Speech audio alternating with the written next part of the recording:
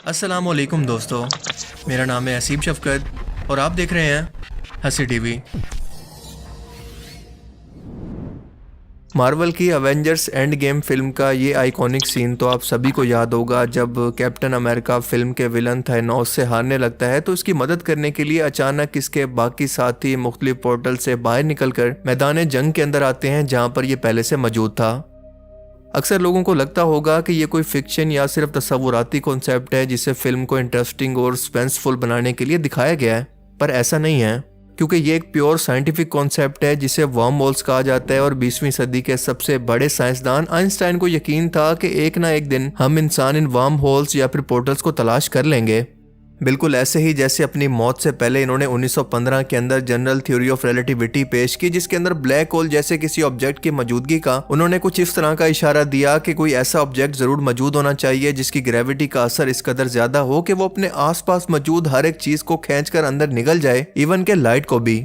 उस वक्त तक ये सब कुछ मैथ्स कैलकुलेशन की बुनियाद पर अंदाजे थे, लेकिन पहली बार इवेंट होराइजन टेलीस्कोप ने अप्रैल 2019 के अंदर जब पहले ब्लैक होल की तस्वीर को कैप्चर किया जो 55 लाइट ईयर्स दूर एक M87 गैलेक्सी के दरमियान में मौजूद था, तो दुनिया हैरान रह गई।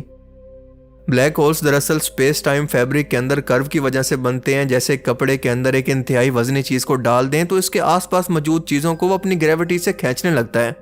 इनके बारे में कहा जाता है कि ये एक यूनिवर्स से दूसरे यूनिवर्स के अंदर जाने का रास्ता है।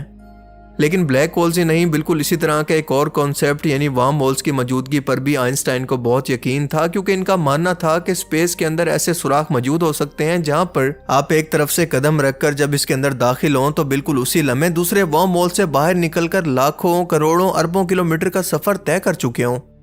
इन वर्म होल्स के जरिए आप एक यूनिवर्स से दूसरे यूनिवर्स के अंदर यानी 7 आसमानों तक एक लम्हे के अंदर सफर कर सकते हैं। इसके अलावा बाकी डायमेंशंस के अंदर भी जा सकते हैं। मिसाल के तौर पर एक ऐसी दुनिया जहां पर जिन्नात आबाद हैं, क्योंकि वो हमारी 3 डायमेंशन दुनिया से हटकर किसी और डायमेंशन के अंदर मौजूद हैं। हम इंसान 3 डायमेंशन दुनिया के अंदर रहते हैं, यानी इस दुनिया के अंदर रहते हुए हम सिर्फ दाएं बाएं आगे पीछे या फिर सिर्फ ऊपर नीचे ही मूव कर सकते हैं। जबकि 4th डायमेंशन है टाइम। वर्म होल्स के जरिए इस 4th डायमेंशन यानी टाइम के अंदर भी सफर मुमकिन है, यानी हम अपने पास्ट और फ्यूचर दोनों के अंदर इसके जरिए ट्रेवल कर सकते हैं। लेकिन मसला यह है कि वर्म होल का कॉन्सेप्ट, क्योंकि साइंस के अंदर एक चीज को कानून या फिर हकीकत तभी माना जाता है जब इसे फिजिकली तौर पर बार बार तजर्बात के जरिए हम साबित कर सकें, और इसीलिए आज तक वर्म होल सिर्फ एक थ्योरी है, कोई कानून या लॉ नहीं। आइंस्टाइन ने जो थ्योरी ऑफ रिलेटिविटी पेश की, इसके अंदर कई मैथमेटिकल सॉल्यूशंस को इस्तेमाल किया जिसके कई पॉसिबल सॉल्यूशन निकाले जा सकते हैं, और एक सॉल्यूशन इसका ब्लैक होल्स की सूरत के अंदर 100 साल पहले ही निकाला गया था जो कि बिल्कुल सच साबित हुआ। और दूसरा सॉल्यूशन था आइंस्टाइन रोजन ब्रिजेस या वर्म होल्स। 1935 यानी 1935 के अंदर आइंस्टाइन और इसके साथी नेथन रोजन ने बताया कि स्पेस टाइम के अंदर दरअसल वर्म होल्स के ब्रिजेस मौजूद हो सकते हैं जो इसके एक हिस्से से दूसरे हिस्से को शॉर्टकट तरीके से जोड़ते हैं, इतना शॉर्टकट तरीके से कि जिसका हम तस्वुर भी नहीं कर सकते। और इन्हीं को आइंस्टाइन रोजन ब्रिजेस या फिर वर्म होल का नाम दिया गया। इस कॉन्सेप्ट को आप ऐसे समझ लें कि एक पेपर पर A से B तक जाने का रास्ता मौजूद है जो कि बिल्कुल एक सीधी लाइन के अंदर है। अब अगर मैं इस पेपर को फोल्ड करके इन दोनों रास्तों को आपस के अंदर मिला दूं तो ये टाइम एक साथ इकट्ठे होकर एक ऐसा रास्ता बना देगा जो कि लम्हों के अंदर आपको एक जगह से दूसरी जगह पर पहुंचा देगा। अब आप ये सफर कितनी देर के अंदर करेंगे ये इन वर्म होल्स की डेंसिटी पर डिपेंड करता है, जो कि जितनी ज्यादा होगी आप इतना जल्दी एक जगह से दाखिल होकर दूसरी जगह से बाहर निकलेंगे। और अगर ये हद से ज्यादा होगी तो अब इसके अंदर नेगेटिव टाइम लगेगा, यानी टाइम ट्रेवल, और वो भी स्पीड ऑफ लाइट से ज्यादा तेज।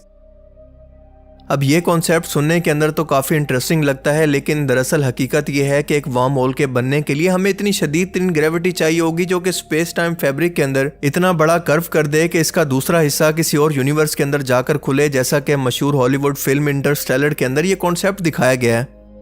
जब कुछ साइंटिस्ट जमीन पर मौजूद एक वर्म होल से दाखिल होकर अरबों किलोमीटर दूर एक गैलेक्सी के अंदर मौजूद एक प्लेनेट पर पहुंच जाते हैं।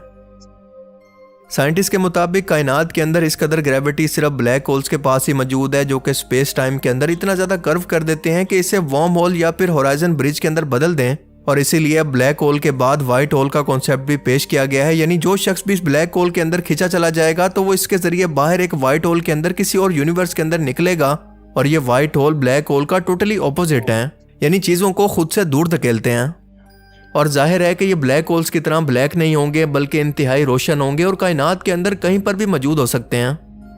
अगर ऐसा ना होता यानी ब्लैक होल्स के मुकाबले में वाइट होल का कॉन्सेप्ट मौजूद ना होता तो प्रैक्टिकली तौर पर जब आप ब्लैक होल के अंदर एक बार जाकर अंदर फंस जाते तो हमेशा के लिए बिल्कुल वहीं पर रुक जाते, कभी भी इससे बाहर ना निकल पाते। लेकिन वाइट होल का कॉन्सेप्ट भी अभी तक एक थ्योरी है जिसे साबित करना भी बाकी है। लेकिन अगर मैं आपसे ये कहूं कि इंसानी लिखी हुई तारीख के अंदर इन वर्म होल्स का जिक्र एक हैरत अंगेज वाक़े की सूरत में लिखा हुआ मिलता है तो क्या आप यकीन करेंगे? 14 अप्रैल 1561 के अंदर जर्मनी के शहर मोरेनबर्ग के अंदर पेश आया एक ऐसा वाक़या जिसने पूरी दुनिया को हैरत के अंदर डाल दिया।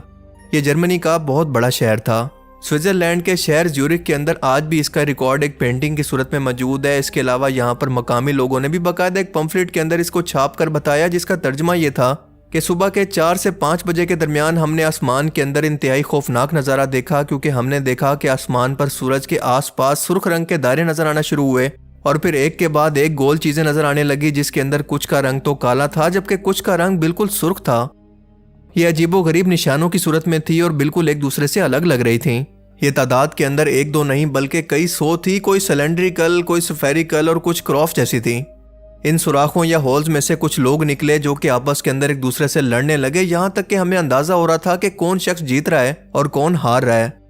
आखिरकार एक बड़े नेज़े ने मगरिब से मशरिक की तरफ सफ़र करना शुरू किया जो कि आगे चलता जा रहा था और अचानक से कुछ ही टाइम के बाद ये सारा मंजर एकदम से हमारी नज़रों के सामने से बिल्कुल गायब हो गया। अब बज़ाहिर आज तक तो इस वाक़े की कोई वजाहत मौजूद नहीं है, लेकिन अगर हम कॉमन सेंस का इस्तेमाल करें और सूरज और इसके आसपास मौजूद गोल, सिलेंड्रिकल या किसी और शेप के सुराखों को या इनकी निशानियों पर गौर करें तो हम इनको वर्म होल कह सकते हैं, जो कि अचानक से जाहिर हुए और फिर कुछ ही टाइम के बाद अचानक से गायब भी हो गए। अकली तौर पर हम कह सकते हैं कि ये मुस्तकबिल के इंसान थे जो कि इतना ज़्यादा एडवांस हो गए थे कि उन्होंने वर्म होल से सफ़र करना और वक्त के अंदर पीछे जाना भी सीख लिया था। लेकिन अब क्योंकि ये कानून कुदरत से छेड़छाड़ करने वाले थे, लिहाजा खुद ही एक दूसरे को जंग के अंदर हलाक कर देते हैं। लेकिन किसी ग्लिच या खराबी की वजह से ये माजी के अंदर या पास्ट में जाकर इंसानों को ये तमाम मंजर दिखा देते हैं। इस्लामी तालीमात की रोशनी में अगर हम ख़ास तौर पर मौजूदात पर गौर करें तो हमें वर्म होल्स की मौजूदगी का एहसास होगा। मिसाल के तौर पर अल्लाह ने हमेशा मौजूदात के लिए भी किसी न किसी फिजिकल मीडियम को इस्तेमाल करवाया। मिसाल के तौर पर हज़रत मूसा अलैहिस्सलाम को जो असा मुबारक दिया गया वो असा ही अफ्ताहा के अंदर बदला करता था। ऐसा कभी नहीं हुआ कि डायरेक्ट वो अफ्ताहा इशारे से सामने ज़ाहिर हो जाए। बिल्कुल इसी तरह से जब काबा पर अब्राहा के लश्कर ने हमला किया तो आसमान पर उड़ने वाले अबाबील परिंदों ने अपनी चूंच के अंदर पत्थर लाकर इसकी फौज के ऊपर फेंके जो आग के अंगारे बनकर इस तमाम फौज को तबाह कर देते हैं। बिल्कुल इसी तरह से बारिश, तूफान, आंधी या फिर पत्थर एक आसमानी रास्ते के जरिए या फिर एक मीडियम के जरिए नाजिल हुए। और ये सब कुछ बताने का मकसद ये है कि जब सफ़र मेराज पर आप सल्लल्लाहु अलैहि वसल्लम ने आसमानों का सफ़र किया तो वो भी किसी मीडियम के जरिए था। इसीलिए रसूलुल्लाह सल्लल्लाहु अलैहि वसल्लम को बुराक जैसी तेज तरीन सवारी दी गई, वरना अल्लाह का तो कुन फयकून कर देना काफ़ी था। फरिश्ते ज़मीन पर और आसमान के अंदर जो सफ़र करते हैं, मिसाल के तौर पर नूह अलैहिस्सलाम के पास, इब्राहीम अलैहिस्सलाम के पास और बाकी पैगंबरों के पास वही लेकर इनकी मदद की। इब्राहीम अलैहिस्सलाम को फ़ौरन से पहले जलती हुई आग से बचा लिया, नूह अलैहिस्सलाम की मदद के लिए आए, कौम आद और समूद को अजाब दिया, कौम लूत को तबाह किया। इस्लामी तालीमात की रोशनी के अंदर हमें पता चलता है कि फ़रिश्तों का असल मकाम 7वें आसमान पर मौजूद बैतुल मामूर यानी काबा की तरह का एक और काबा जो कि 7वें आसमान पर मौजूद है, उसी जगह पर है जहाँ पर वो दिन रात बस अल्लाह के घर का तवाफ़ करते हैं। जिसका मतलब कि 7वें आसमान से ज़मीन पर आने के लिए उनको भी कोई फिजिकल मीडियम इस्तेमाल करने की ज़रूरत पड़ती होगी, जो कि कॉमन सेंस के मुताबिक किसी न किसी फिजिकल मीडियम या फिर पोर्टल या वर्म होल्स के ज़रिए मुमकिन है। क्योंकि हमारी ज़मीन से दूसरी गैलेक्सी तक का रास्ता ही सिर्फ 1 लाख लाइट ईयर से ज़्यादा है, यानी 3 लाख किलोमीटर पर सेकंड की रफ्तार से भी, जो कि स्पीड ऑफ लाइट या कायनात के अंदर सबसे ज़्यादा तेज़ रफ्तार से सफ़र करने वाली चीज़ है, उसके मुताबिक भी हमें इस गैलेक्सी तक पहुँचने के लिए भी 1 लाख साल का टाइम लगेगा। इस तरह की खरबों गैलेक्सीज एक यूनिवर्स या आसमान के अंदर मौजूद हैं, तो 7 आसमानों के सफ़र का अंदाज़ा लगाएं। अब फरिश्ते क्योंकि नूरानी मखलूक हैं और वो कोई फिजिकल जिस्म नहीं रखते, लिहाजा वो स्पीड ऑफ लाइट या फिर इससे भी तेज़ रफ्तारी से सफ़र कर सकते हैं। लेकिन इसके लिए वो किस मीडियम को इस्तेमाल करते हैं ये अल्लाह के सिवा कोई नहीं जानता। लेकिन हम इतना ज़रूर कह सकते हैं कि ये कोई ना कोई मीडियम ऐसा मौजूद है जो कि आसमान से ज़मीन पर राब्ते के लिए मौजूद है, जो कि वर्म होल से किसी न किसी तरह से मिलता जुलता है। क्योंकि जब अल्लाह ने हज़रत नूह अलैहिस्सलाम के दौर के अंदर सैलाब की तबाही का जिक्र किया तो लफ्ज़ आसमान के दरवाज़ों को खोल देने का जिक्र किया, यानी एक ऐसा पोर्टल या रास्ता जहाँ से यह पानी किसी दूसरी जगह से ज़मीन पर उतारा गया, या मुमकिन है ज़मीन के ही समंदर से उठाकर आसमानी दरवाजे से ज़मीन पर शॉर्टकट तरीके से उतारा गया। लेकिन इस कुरानी आयत से एक बात तो साबित है कि इसके लिए कोई ना कोई फिजिकल रास्ता, कोई ना कोई वर्म होल या शॉर्टकट रास्ता जरूर मौजूद था, वरना अल्लाह ताला कभी भी आसमानी दरवाजों को खोल देने की टर्म को इस्तेमाल ना फरमाते। सफ़र मेराज पर भी आप सल्लल्लाहु अलैहि वसल्लम ने अपने जिस्मानी जिस्म के साथ इन्हीं किसी रास्ते, पोर्टल्स या वर्म होल से गुजरकर एक रात के अंदर यह सफ़र मुकम्मल किया। हालांकि आपने एक नहीं बल्कि 7 आसमानों का सफ़र किया। लेकिन साथ साथ बुराक जैसी सवारी का भी जिक्र फरमाया जिसकी रफ्तार इंतहाई तेज थी। तो सवाल यहाँ पर यह पैदा होता है कि अल्लाह ताला जब कुन फयकुन पर कादिर है, डायरेक्टली कोई भी हुक्म देकर इंसानों के लिए कोई भी काम पॉसिबल कर सकता है, तो अल्लाह के रसूल को बुराक जैसी सवारी की क्या ज़रूरत थी, यानी एक फिजिकल मीडियम की। और जाहिर है कि कॉमन सेंस ये कहती है कि जब अल्लाह के रसूल एक फिजिकल मीडियम जैसी सवारी पर मौजूद थे, तो आसमानी रास्तों को खोलने के लिए भी कोई ना कोई वर्म होल या कोई फिजिकल मीडियम ज़रूर मौजूद होना चाहिए। और सबसे बढ़कर अल्लाह के रसूल ने सफ़र मेराज पर आसमानों पर हज़रत ईसा अलैहिस्सलाम से दूसरे आसमान पर मुलाकात की, जो कि वहाँ पर जिंदा मौजूद थे, क्योंकि अल्लाह ने इन्हें जिंदा आसमानों पर उठा लिया था और वो कुर्बे क़यामत से पहले दोबारा ज़मीन पर नाजिल होंगे। अब आप सोचें कि एक जिंदा पैगंबर का दूसरे आसमान से दमिश्क की एक जामिया मस्जिद पर एक सफ़ेद रोशनी और सफ़ेद लिबास के साथ नाजिल होना, कि फरिश्ते इनके आसपास मौजूद हों और इनको हिफाजत से वहाँ पर पहुँचाकर वापस चले जाएं, क्या ये रास्ता बिना किसी फिजिकल मीडियम के मुमकिन हो सकता है? एक लम्हे के लिए सोचें कि सफ़ेद रोशनी की मौजूदगी ख़ास तौर पर वर्म होल्स के दूसरे हिस्से यानी वाइट होल की तरफ इशारा नहीं करती। जितनी बार भी फरिश्तों को ज़मीन पर जाने का हुक्म दिया गया, अल्लाह ताला ने इनके लिए वक्त मुकर्रर किया। यानी हज़रत इब्राहीम अलैहिस्सलाम को जब आग में डाला गया तो अल्लाह ने हुक्म दिया कि आग के इब्राहीम अलैहिस्सलाम को छूने से पहले इन्हें हिफाजत से बाहर निकाल लो। और हम सभी लोग जानते हैं कि टाइम का कॉन्सेप्ट सिर्फ एक फ़िज़िकल मीडियम पर ही अप्लाई होता है। ग़ज़वा ओहद में जब आप सल्लल्लाहु अलैहि वसल्लम के दंदान मुबारक शहीद हुए और ताइफ के लोगों ने जब आपको पत्थर मार मार कर लहूलुहान कर दिया, हारूत व मारूत 2 फरिश्तों का ज़मीन पर आकर फिजिकल जिस्म के अंदर मौजूद होकर इंसानों की जादू के जरिए आजमाइश करना, लूत अलैहिस्सलाम से इंसानी शक्ल के अंदर फरिश्तों का आकर मिलना, ये सब के सब वाक़यात किसी न किसी फिजिकल मीडियम से आसमानों के ज़मीन पर जुड़े होने का सबूत देते हैं, जो कि आसमानी दरवाज़ों या फिर पोर्टल्स की सूरत किसी न किसी चीज़ की तरफ इशारा करता है, जिसके बारे में हम शायद अभी तक नहीं जानते। सही बुखारी 5610 के अंदर बयान होता है कि रसूलुल्लाह सल्लल्लाहु अलैहि वसल्लम ने फरमाया कि सफ़र मेराज पर मैंने 4 नहरों को देखा। 2 नहरें ज़ाहिरी थी जबकि 2 बातनी। दरियाए नील और दरियाए फ़रात 2 ज़ाहिरी नहरें हैं जो कि जन्नत के साथ जुड़ी हुई हैं, जबकि बातनी नहरें जन्नत की 2 नहरें हैं।